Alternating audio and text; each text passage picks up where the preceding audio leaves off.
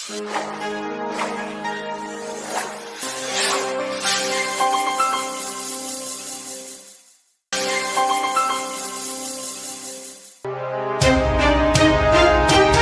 వచ్చి భార్యను ఇటుకురాయితో తలపై కొట్టి గాయపరిచిన సంఘటన శుక్రవారం తెల్లవారుజామున 3 గంటల సమయంలో తూర్పు చౌటపాలెం గ్రామంలో జరిగింది.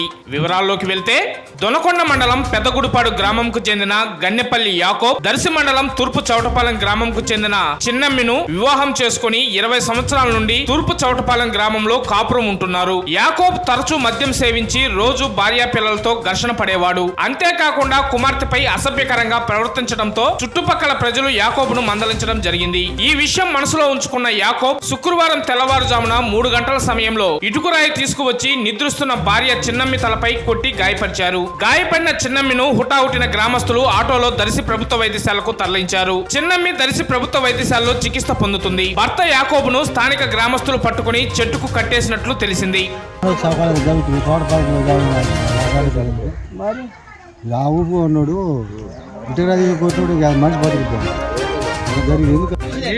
వాడు తెలియదు, పిల్లోడికి తెలియదు. ట్రైన్ చేసేది కూడా పిల్లోడికి తెలియదు.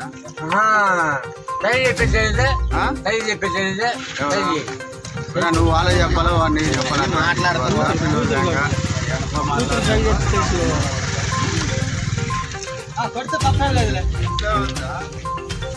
అన్న కొడుతుంది.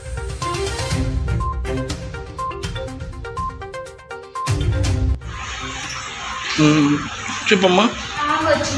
వచ్చి అట్టండి అడ్డేడుతాడు ఏం తెచ్చేలాక అందుకని గబగబా వచ్చి నేను అందరు పెద్దలందరూ కొట్టేలాక పెద్దలందరూ వచ్చి తిట్టి పంపించినాక మళ్ళీ ఈరోజు నైట్ 3 గంటలకు వచ్చి తిట్టి నిద్రపోతాను ఎవరికి మెలుపులు పొద్దుకులు పని చేసుకొని నిద్రపోతుంటే వచ్చి రాయిస్తే ఆంట ముచ్చేసి వెళ్ళిపోయింది.